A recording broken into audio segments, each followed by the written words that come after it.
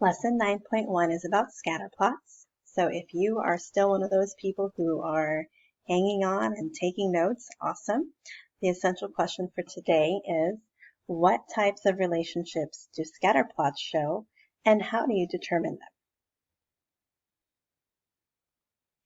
The key idea here says a scatterplot is a graph that shows the relationship between two data sets. The two sets of data are graphed as ordered pairs in a coordinate plane. It says here, for example 1, the scatter plot at the left shows the amounts of fat in grams and the numbers of calories in 12 restaurant sandwiches. A, how many calories are in the sandwich that contains 17 grams of fat? And B, how many grams of fat are in the sandwich that contains 600 calories? So this is a simple matter of just looking at the graph and making sure you know how to read it. Take a look at the title here. It says restaurant sandwiches, so we know what we're looking at. On the y-axis, we're talking about how many calories there are, and on the x-axis, it's how many fat grams there are. So this one here is asking how many calories are in the sandwich that contains 17 grams of fat. So you just look over here at the fat grams, and about 17 is here. And you can go all the way up and see that this dot here shows that it's about 400 calories. So it's pretty simple, 400 calories for that sandwich that contains 17 grams of fat. B, how many grams of fat are in the sandwich that contains 600 calories? Now they're kind of asking us to go in the opposite direction. So we just go all the way up to 600 and go all the way until we hit a dot somewhere, and it looks like it hits there. And then you read down and you see that it's 30 grams of fat. So we have 30 grams of fat here.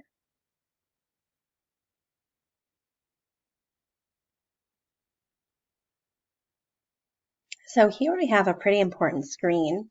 It says a scatter plot can show that a relationship exists between two data sets. As you can see here, there's 4 different kinds of relationships. The first one here is a positive linear relationship. So remember that we always read a graph from left to right. The same thing goes for scatter plots. If you read the graph from left to right, you're going to see that the dots go upwards, almost like you're climbing up the hill. You can almost draw a line going straight through these dots here, right? Now,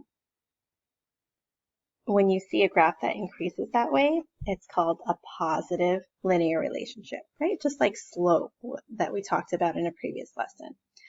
When you see your dots going downwards from left to right, the points lie close to a line. As x increases, y decreases. That's called a negative linear relationship. Then anytime you see a pattern that indicates a curve, right? Like you can see there's a pattern, but it's not a line. It makes a curve. You would say that's a nonlinear relationship. There is still a relationship. It's just not a line. So it's nonlinear. The points lie in the shape of a curve. And then finally, no relationship is when you have just a bunch of plots scattered everywhere. You can tell that there's no line that you could draw through these dots. And you would say that the points show no pattern. So it's no relationship. Example 2, identifying relationships.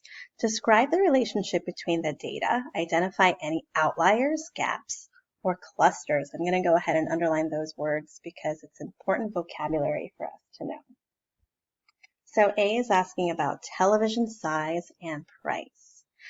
If you look at the dots, what do you see? Does it look like it's forming any sort of relationship, or are they all scattered all over the place? Well, some of you would say, yeah, it looks like there's a line, but there's this one weird dot here that kind of gets in the way of it being a line. So if you were to ignore that dot, cover it up, yeah, you would see that there's a line here, right? You could almost draw a line through those dots. So really, this is a positive relationship. So going back to that previous screen, it's a positive linear relationship, right? This one here. So we're going to go ahead and write that down. I'll type it out since it's easier. So we're going to say it's a positive linear relationship.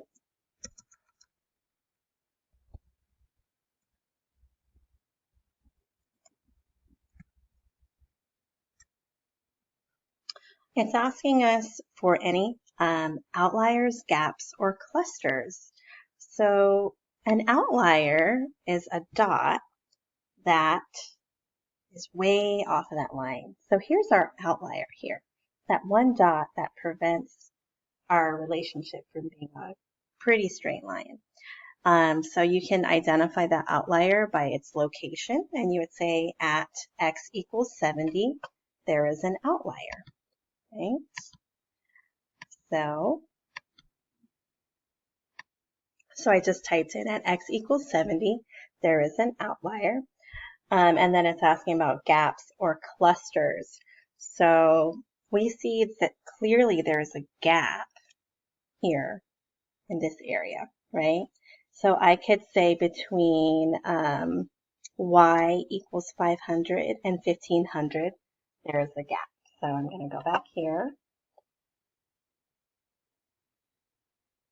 And I typed out there is a gap between y equals 500 and 1500. Note that you can choose how to describe the location of your outliers, gaps, or clusters. You can choose either the x values or the y values. It does not matter as long as you can identify where they are. Finally, they're asking about clusters. And if you look at the graph, there is a cluster. It's a group of dots that are really close together at around x equals 30. Okay, so I would say there is a cluster at around x equals 30. Simple as that, right? Now take a look at B, age and number of pets owned. So you have the age of the pets, the age of the people going across the x. Let me move this here. And then you have the number of pets owned going across the y. So if you take a look at your scatter plot, do you see a clear relationship here? You can always go back to the previous slide.